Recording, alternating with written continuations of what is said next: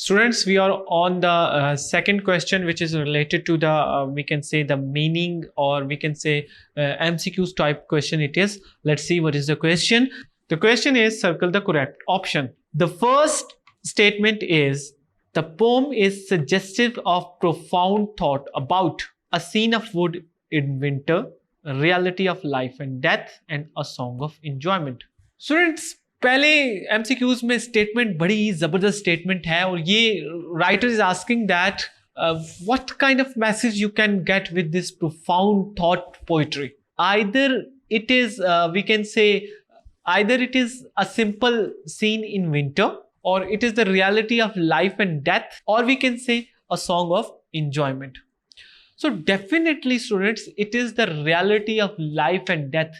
Life की reality क्या है? That we have to fulfill our obligations and duties.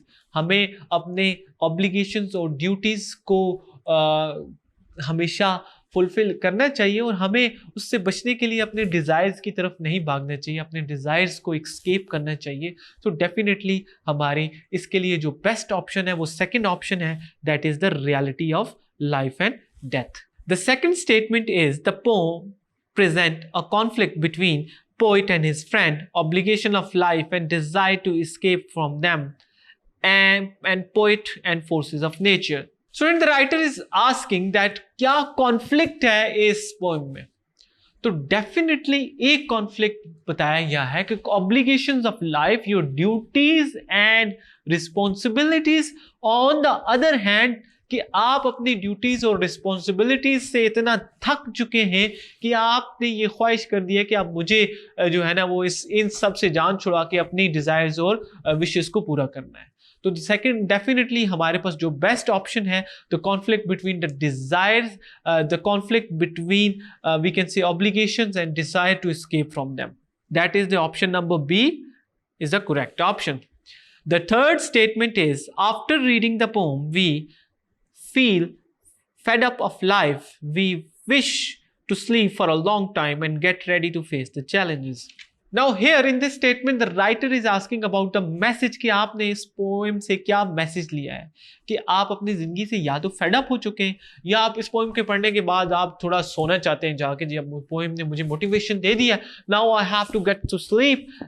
और वी कैन से ये पोएम जो है आपको पावर देती है, एक we can say passion create करती है आपके अंदर. नहीं, आपने अपनी जिंदगी में अपनी डिफिकल्टीज का डट के मुकाबला करना है और आपने अपनी ऑब्लिगेशंस और रिस्पॉन्सिबिलिटीज को बड़े ही रिस्पेक्टफुली फुलफिल करना है. So that is the third option. Third option क्या है? और वो ऑप्शन है, get ready to face the challenges of life. The fourth statement is, the poem convey to us only a surface meaning, a profound thought and no meaning at all. यहां पे writer पूछ रहा है कि क्या poem जो है वो कुछ मीनिंग वगैरह कन्वे करती है कि नहीं, कि कैसा, कि एक सरफेस मीनिंग कन्वे करती है. सरफेस में मैंने आपको बताया कि पोएम अपरेंटली ऐसा लगता है कि एक ट्रैवलर जो है वो एक बहुत ही खूबसूरत जंगल में जाता है जहां पे उसको खूबसूरत लगता है और वहां से वो वापस नहीं आना चाहता. But in the deep thought हमें ये देता है कि ट्रैवलर तंग आ चुका है अपनी रिस्पॉन्सिबिलिटीज और अपनी ऑब्लिगेशंस को पूरा करके, अब वो अपनी ख्वाहिशात को पूरा करने. तो इट मीन्स कि हमें एक प्रोफाउंड थॉट, कंप्लीट थॉट देती है ये poem. The correct option is the second option. And the last is, dark wood symbolize. Symbolism पे हमने पहले भी बात की कि डार्क वुड जो है वो क्या सिंबलाइज करती हैं. तो डार्क वुड जो है वो बेसिकली सिंबलाइज करती हैं एस्केपिज्म को. एस्केपिज्म की मीन्स के जो राइटर है, जो ट्रैवलर था, वो थक चुका था उस अपनी डेली लाइफ की रिस्पॉन्सिबिलिटीज के, ऑब्लिगेशंस के. अब वो जो है ना वो या तो वो डार्क वुड जो है ना वो एक डेथ है, उसके डेथ को मीट करके उनसे छुटकारा पाना चाहता है, वो मरना चाहता है और वो अब इसके बाद उसको कोई रिस्पॉन्सिबिलिटी या कोई ऑब्लिगेशंस नहीं दिया जाएगा. तो the correct option is death and departure to the next world और another world. So student, I hope आपको ये एमसीक्यूज समझ आए होंगे. इस एमसीक्यूज सब एमसीक्यूज को मिला के देखें तो एक पूरी की पूरी थीम क्रिएट हो रही है ऑटोमेटिकली. सो आप सिर्फ और सिर्फ इन एमसीक्यूज को जब अटेम्प्ट करते हैं तो इनडायरेक्टली आप पूरी थीम को स्टडी कर रहे हैं इसकी, and that theme is escapism for the realities of life. कि थीम क्या है कि हम हमेशा अपनी जिंदगी की रियलिटीज से एस्केप चाहते हैं और अपनी विशेस और अपनी डिजायर्स को फुलफिल करना चाहते हैं। I hope you understand this question. Let's move to the second last question of this exercise.